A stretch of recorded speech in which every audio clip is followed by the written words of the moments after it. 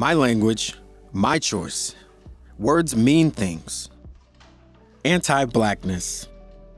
Hello, everyone. I'm Angie Hambrick. I'm the Associate Vice President of Diversity, Justice, and Sustainability and the Director for the Center of Gender Equity. And I am so excited to have a conversation with some dope-ass alumni and faculty from PLU to talk about words and how words mean things connected to the My Language, My Choice campaign. So a little bit of history, the first edition of the My Language, My Choice campaign happened in 2014. And it was a way for faculty, staff, and students in our community to take responsibility for the words that they say and understand that our words have impacts. That can be positive impact, that can be negative impact, but everything we say and do has some sort of effect on other people and ecosystems around us.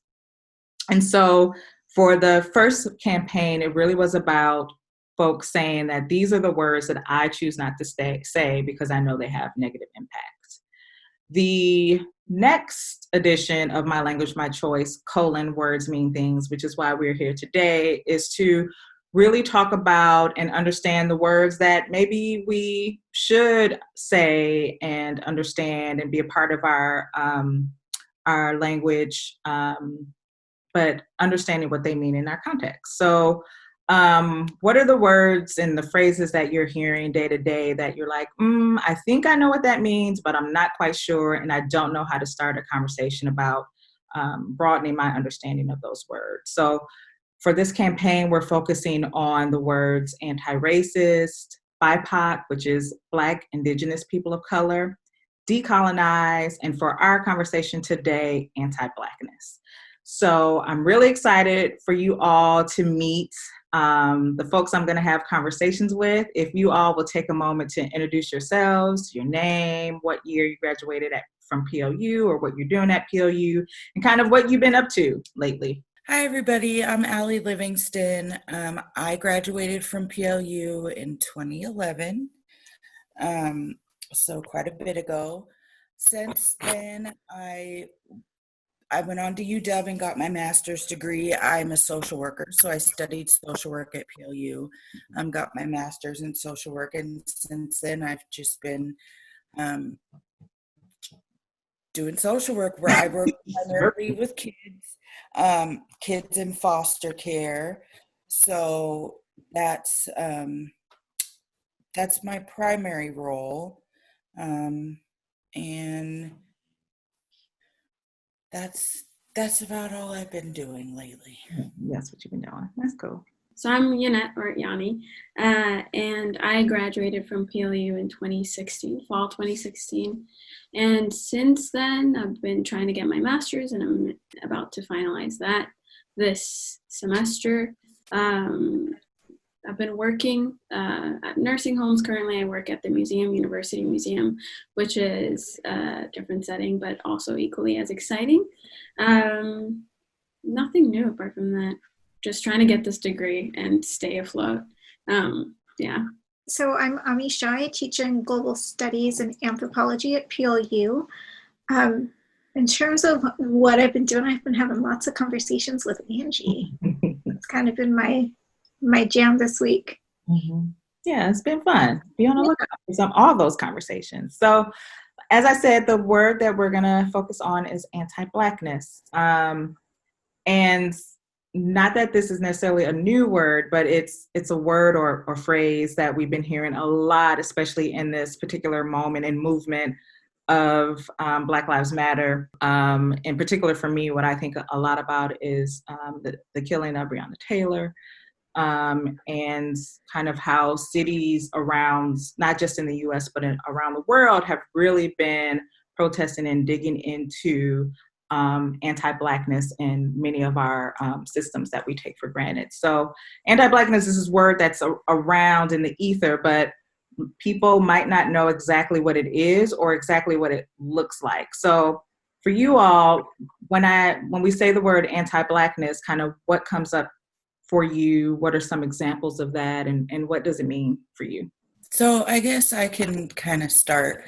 I I kind of just started hearing this word recently, like with the things Angie was mentioning, like with this whole since the killing of George Floyd, and somehow people just started realizing that like we're being murdered. And so, there's been a lot of conversations. This stuff's been worldwide. So I knew what anti-Blackness was, but the term for it is just new for me. For the most part. And when I think about it, I think of like the systems and structures and behaviors and attitudes towards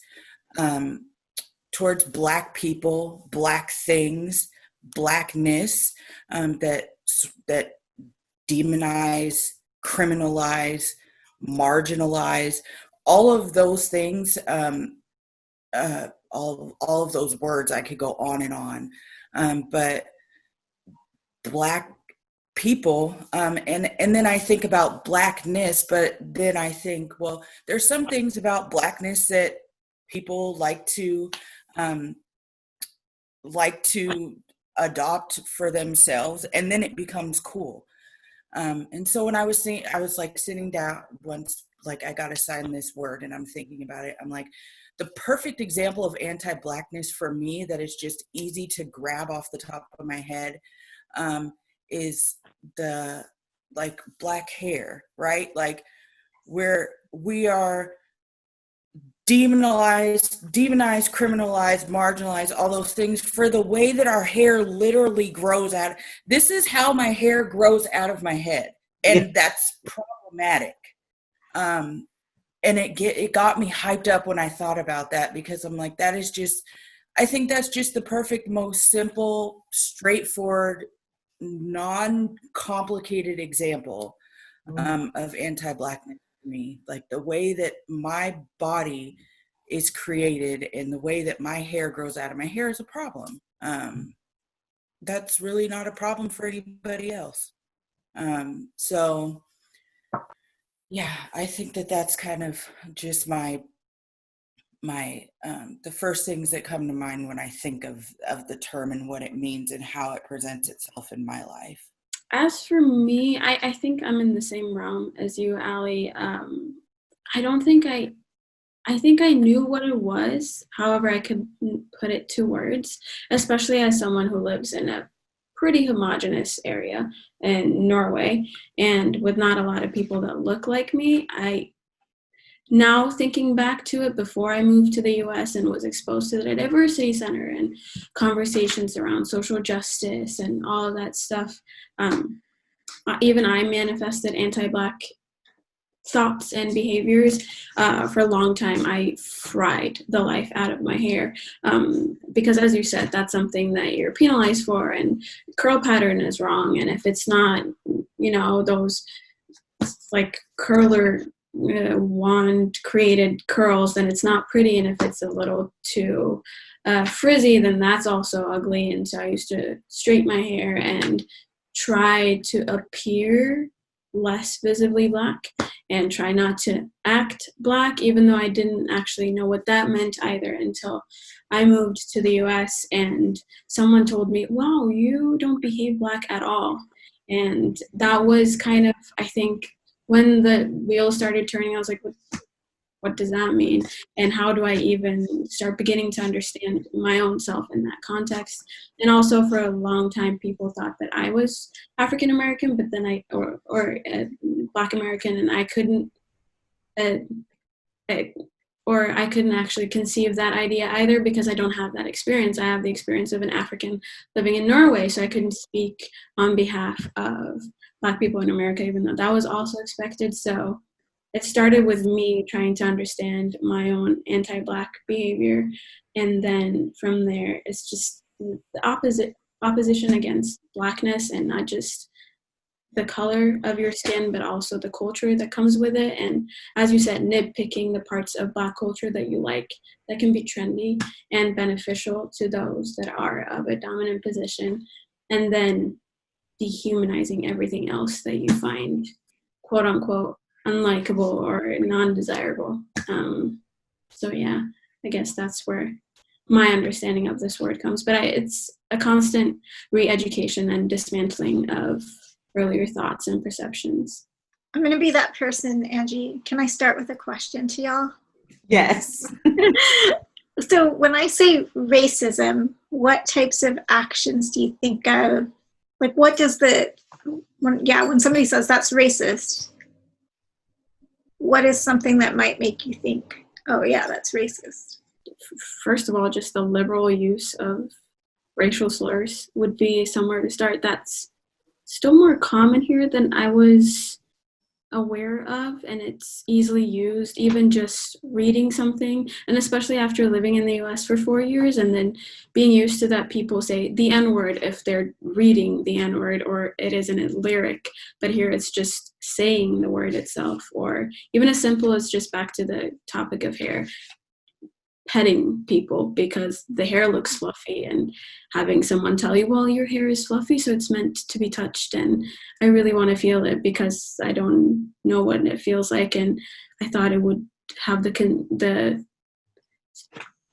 feeling of steel wool and stuff like that. That's kind of devalues what you value, right? I love my hair and I love my curly hair for so long, but I've been used to wearing it in braids or just hidden, just so that I don't have to deal with the please can you remove your entire hand from my hair conversation. So I guess that's the initial thought that I have.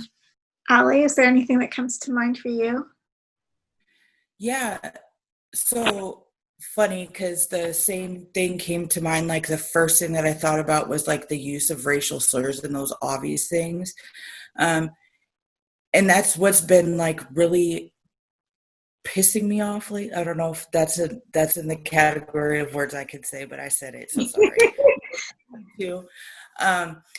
One of the things that's really been pissing me off lately is that with all of the talk of racism and things right now, and that seems to be the only thing that white people can wrap their head around. Racism is saying, I hate Black people and calling them the N-word. If it's not that, it doesn't fit. So I've been thinking lately about all the ways that racism shows up in my life, that it isn't just that, like, the obvious things like the use of the N-word, right? Because that does not happen very often.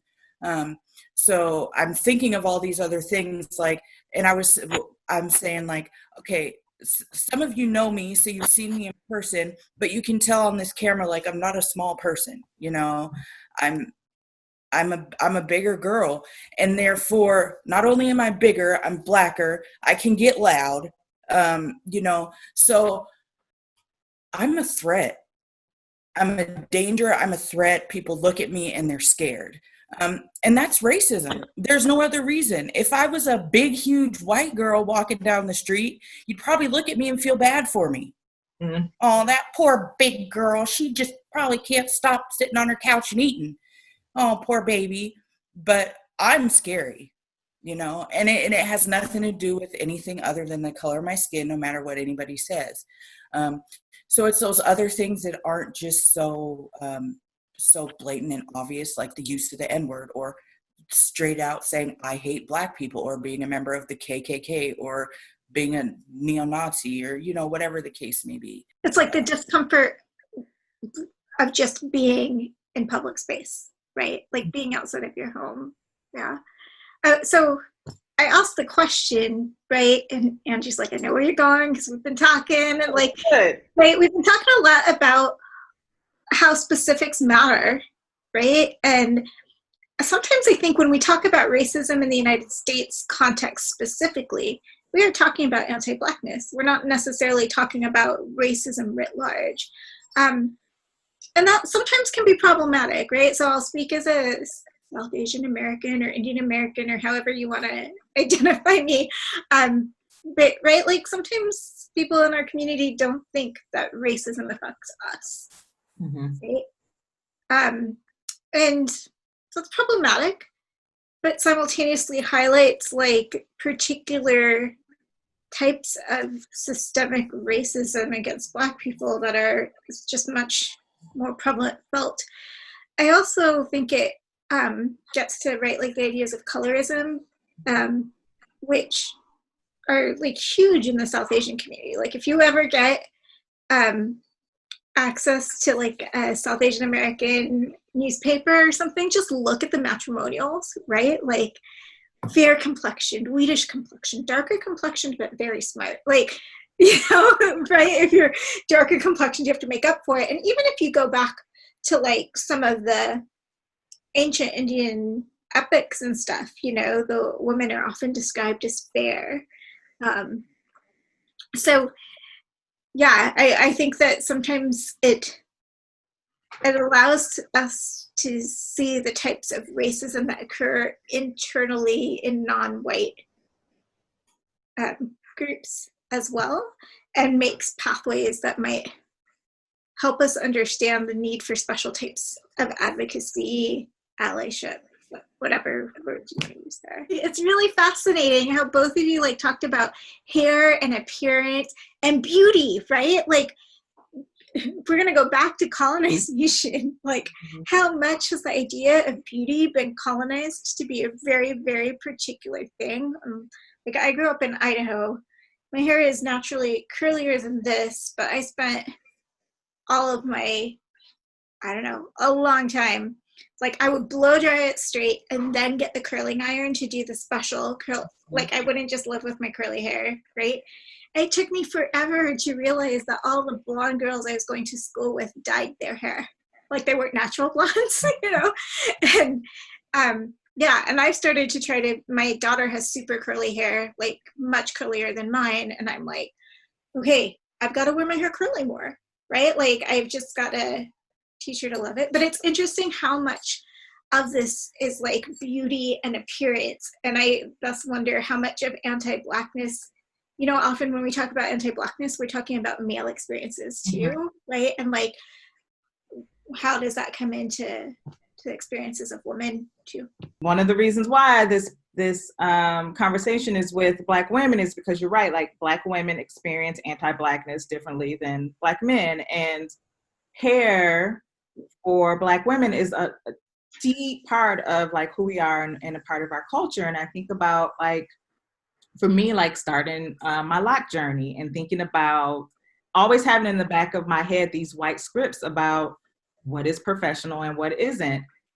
And then something I think that you said, Ally, and you alluded to, Yannet, was that our hair is demonized, but there's still folks who want to like co-opt it and use it as their own. Like white folks with locks is like something we can talk about later, but white folks with locks. And then you remember when one of the Kardashians came out with her boxer braids, and like even going back in the day with Bo Derek and when she had her hair in those long braids and how it was so beautiful and edgy, and there's all these tutorials on how to, you know, braid hair.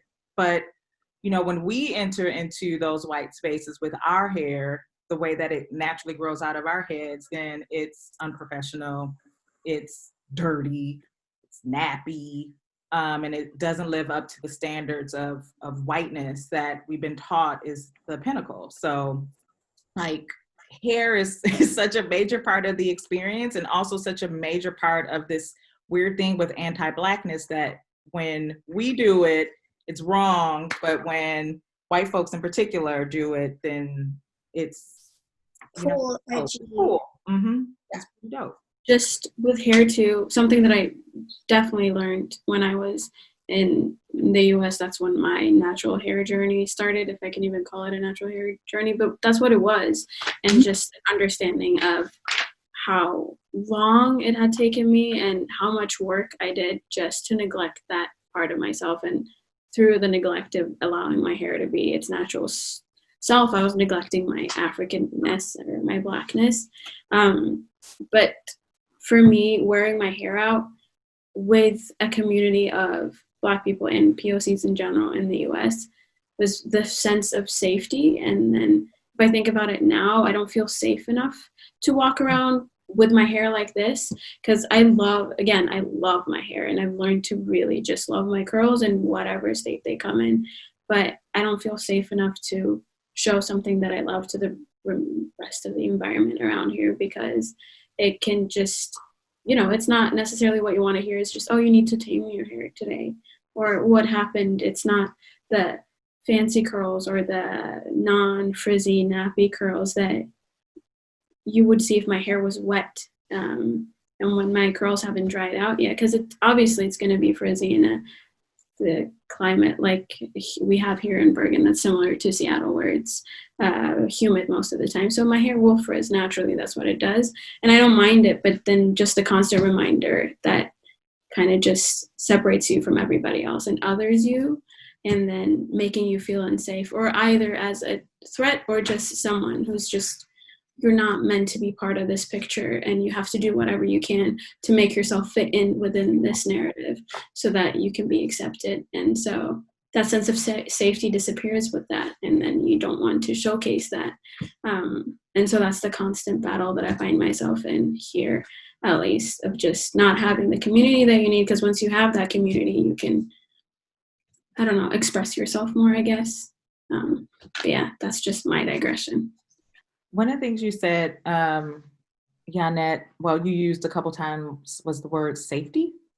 And kind of thinking about what that word means, and some of the ways that anti-Blackness shows up in safety. So like you were saying, you don't feel safe wearing your hair in a natural state, but a non-Black person could, because there's a different sense of safety. And how, so what does safety look like for Black folks, or in your experience as Black folks? Not all Black folks, because we're not going to centralize all of our experiences, but like thinking about safety, how do you live free and safe as you can in like your Black body? And I think of the quote from Ta-Nehisi Coates, who talks about, living free in your Black body, and how it's really hard or impossible to do that because there's these anti-Black systems that exist in everywhere that we go that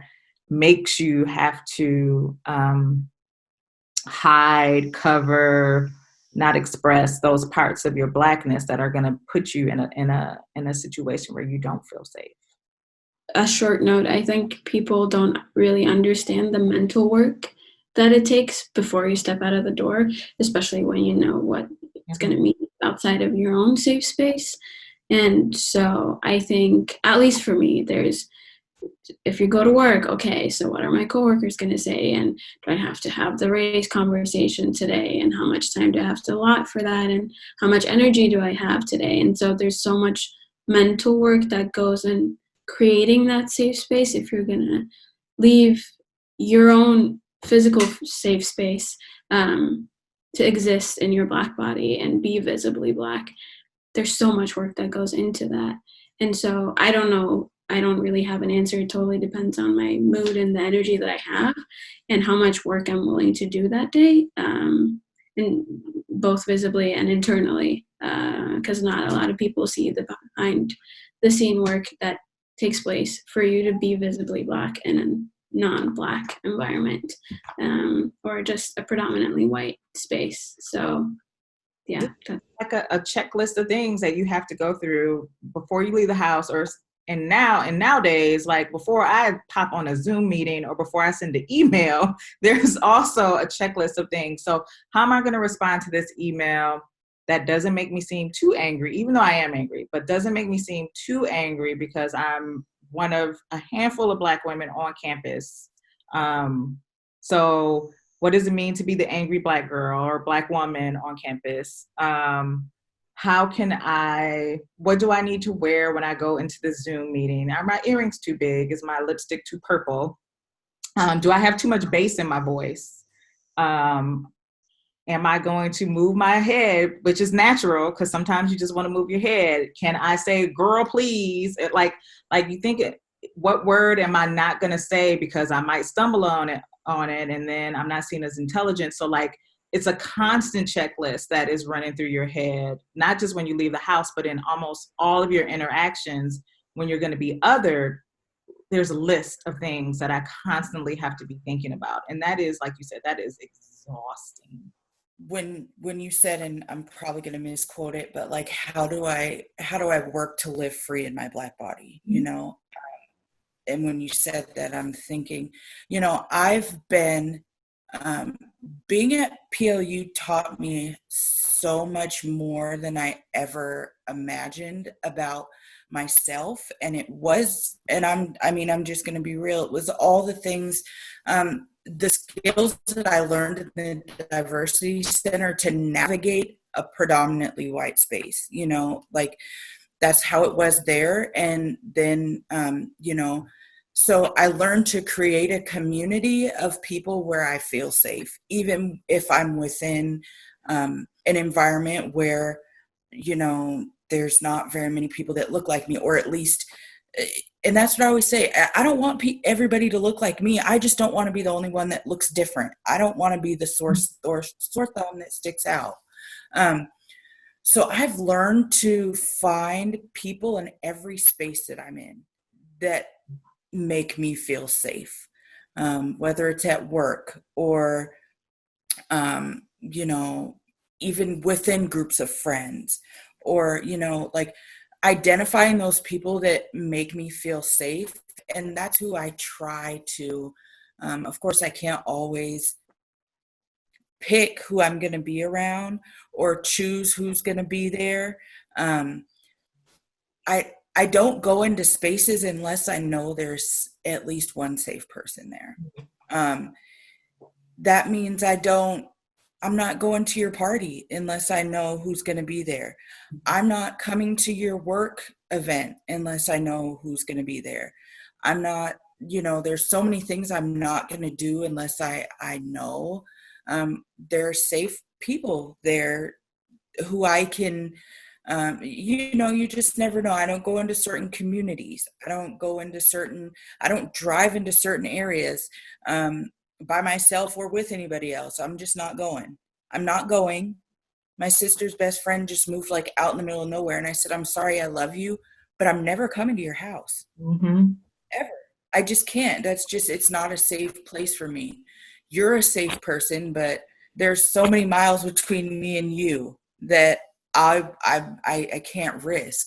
So that's when I find the most joy in my Black body, and I feel the safest to just be who I am, is when I know that when I already have identified safe people to be there with me. That brings to mind for me, like, just it's so difficult then to enter new unknown spaces, right? And then, you know, you're in a point where you can control some things, but for example, for our first year students, there's limited amounts that they can control, not just for first years, for a bunch of students, right? Like, you don't know who's going to be in class with you. You don't know what the professor's going to be like you, right?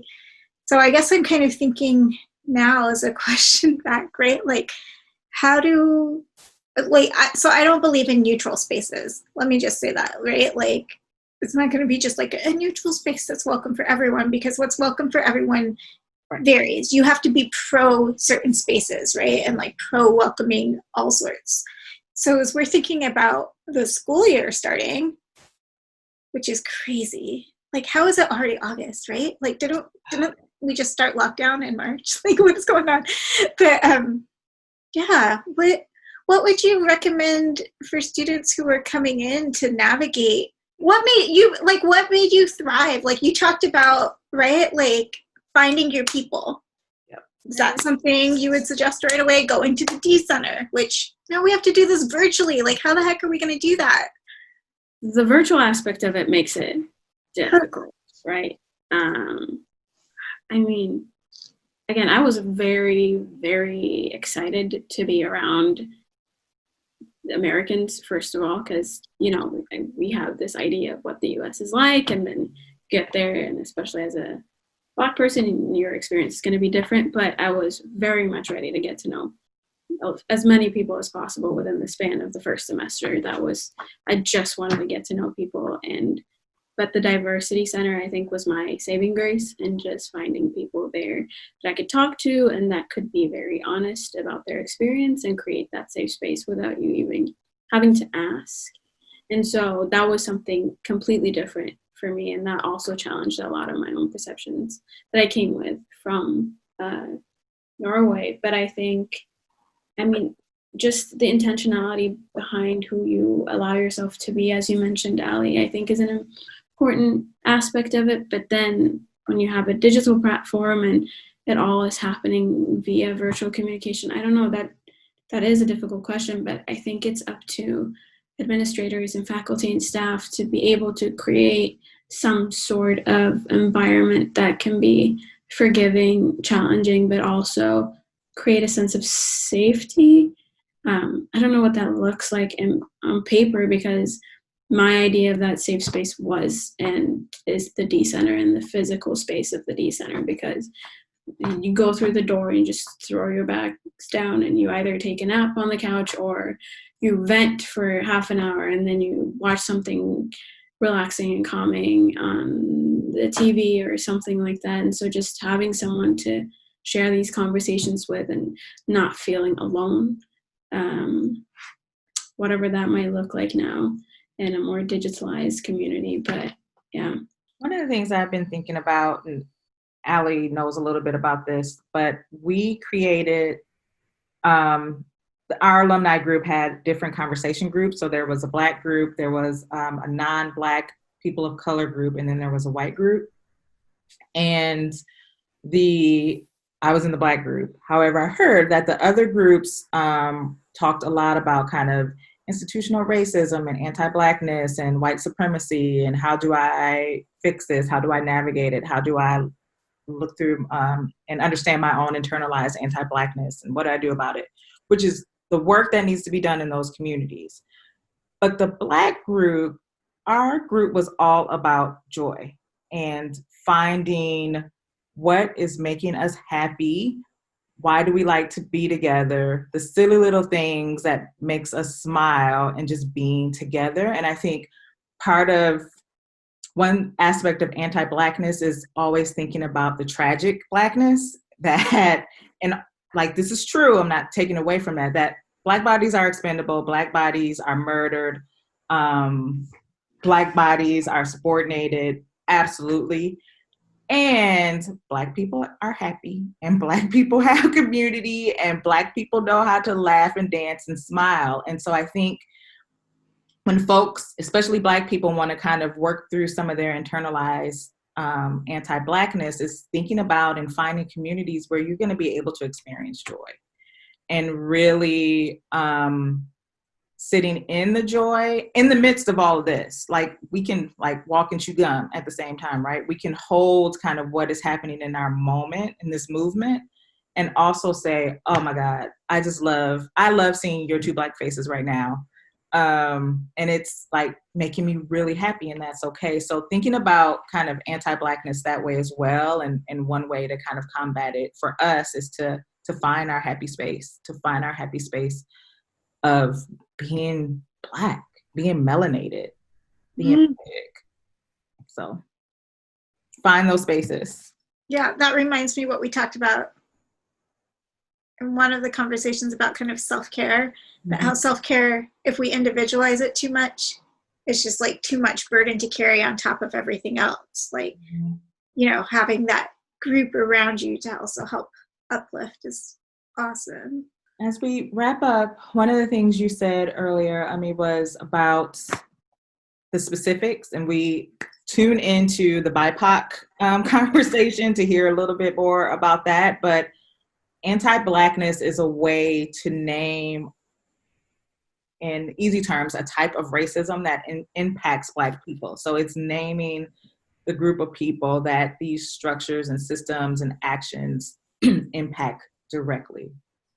So really naming that. So like, what is our responsibility to continue to think about anti-Blackness, but also thinking about like anti-racism as well, and thinking about the ways that multiple communities experience domination and subordination and oppression. How can we hold all these things? I think kind of like what I touched on earlier, it's another thing I've been thinking about, like everything just seems so big, like racism is an anti-Blackness, is since the beginning of time, since the country that we live in was literally founded on racism and enslaving Black people. Mm-hmm.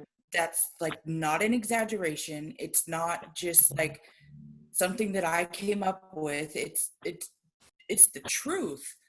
And it's the face of it has been changing, but it's still there to the core. Like the foundation that you build something on doesn't change unless you tear the stuff down, find a whole new foundation and rebuild it, right? So no matter how we try to change it or what laws we try to pass or whatever we try to do, it's always going to be there because that's what we're built. That's our foundation. Like, you can tear your house down and rebuild it, but if it's on the same foundation, you're going to have the same issues no matter what. So I think about like our responsibility, and I kind of talked about it before too, but like I think that our responsibility, well, one, like if it was up to me, white people created this problem. We all have to deal with it, but like it should primarily be their responsibility to fix this. Now, it's been this many years and it's obviously not happening, probably never going to happen. So I think that for me, it starts with like we started with the definition. We broke down the definition and what it means to us. I can say anti-Blackness, especially to a white person. What is that going to mean to them? It's probably going to the same exact thing that I said when I said racism. Oh, calling Black people the N-word and saying, I hate Black people. It's so hard for people to see beyond that. And so they can't identify those other things that when you put your whole hand in my hair and pet my head, that is racist. When you see me and you get scared and you clutch your pearls in your purse and lock your doors, like you can say whatever you want. It's about whatever you want, but that is racism. And all the other ways that it's just ingrained in our institutions and our structures and our laws and our policies and all those other things, getting people to recognize those things and really truly understand the definition of racism and what it is and what it looks like, because that's the issue I run into all the time. Donald Trump isn't racist because he didn't call anybody the N-word. Well, he probably did. I just missed that video. But every other single thing that he does is racist. So people, and to me it's just so obvious, but other people like will stand firm on that belief that like he is not racist because he did not call Black people the N-word or this group of people this or this group of people this. And that's the framework and the definition that the majority of people are operating from. So how can we even, I think that that's the first responsibility, and that's just the most basic, most minimal request that I have, like, and also me too, I've been conditioned to question everything that happens to me that I feel was racist or problematic. I'm questioned, was it really, am I being too dramatic? Am I over exaggerating? So I think it's my responsibility too to keep learning and identifying the ways that this shows up in my life and around me, and maybe not necessarily just to me, but other Black people that I love, Black men, other things that I may not have direct experience with, identifying one, how it shows up, and two, how I've internalized it. I'm trying to identify those things in my life and the way that I have kind of conditioned myself to behave in a certain way to kind of like quiet my Blackness or make it a little more palatable. I'm trying to be really intentional about identifying those things and doing the exact opposite. If I feel like being loud, I'm going to be loud. Look, and you can like it or not, and being okay with the people that don't like it, that then you don't need to be around me and I don't need to be around you either. So maybe kind of going off of that also is just I have in the past not been able to distinguish which battles to fight and which to just let go. And some are more or less a lost cause and others are more susceptible to change. I think nowadays I'm not really surprised if people are racist because it's just you're groomed to be racist, especially if you belong to homogenous non-POC in a white community, right? And so to me, that doesn't really come as a shock anymore, but where I am more or less inclined to start up a conversation is people's inability to change or change their perspective and narrative. And so you're totally right in the fact that white people have to also be willing to educate themselves and let themselves be educated too and move away from the part of the anti-Blackness conversation is also just not believing in the Black experience and not seeing the value in Black experience and listening to people who are Black. You can learn so much from those experiences and get a better understanding of what actually happens, even though you don't see it. There was one conversation I had here with one, and we were talking about visibly non-white names and how that affects you. And for instance, when you're searching for jobs, I've worked really hard to expand my resume just so that I have, so that I can get on the inside at least, regardless of what my name looks like. And this person, I mean, granted, they've done their work or is trying to do their work, especially now after the George Floyd incident and how that kind of trickled into Norwegian society and how we're also, or this community is also opening up their eyes into what's happening there. But this person was like, well, I also have a foreign father, but that foreign parent is from a Western country. So regardless of that foreign status, your name is still more visibly white than mine. And so not really understanding and finding value in that experience that I've had, that, and also asking like, well, how do you know that they didn't hire you based off of your name? And how do you know, just not really listening to people and just going into defense mode. The same way when you call someone a racist, they're like, no, I'm not racist. I've never said this word and I've never done anything that's visibly racist, but not really dismantling all those other things that are not quote unquote visibly racist, but in hindsight it has an effect and it perpetuates that anti-Black narrative. And so it starts with yourself, and especially for me, that has been a lot of work that I've had to do and decolonize my way of thinking and my anti-Black or the anti-Blackness that had manifested itself in me, and but also choosing which conversations to have and recognizing what's fruitful and what's going to be more destructive than anything. And I think those that are more destructive, those conversations that would be harder to have, other non-Black people, white people could try to have those conversations with these people and not always feeling like you have to be the one to fight these battles, but also relaying some of that responsibility to those in your circle who say that, okay, well, I'm with you and I'm for the cause. Well, then the way they can show that is by continuing that conversation with that person that wouldn't necessarily see value in your experience as a Black person, but might see value in the words of that non-Black person. Yeah, you highlight like what the work others have to do, right? And so for someone like me personally, within the South Asian community, like that's my work. Those are the places where I have to go to, be willing to speak up, willing to push people, right? And that it's partly about displacing labor, right? Like it is not on you to undo the systems which have created this system that oppresses you, right? Like that is not how this works. I think the second thing though that I really just want to highlight from what you guys said And that's something that's probably applicable to the entire PLU community, is, again, what you said about how you need to be able to feel comfortable and safe in the spaces that you walk into. And when you're walking into a brand new space, just how much risk and uncertainty there is in that. And so that's on us as staff, as faculty within my classrooms. I'll put in a plug for the Inclusive Pedagogy Seminar at PLU. If you haven't done it, faculty, go take it.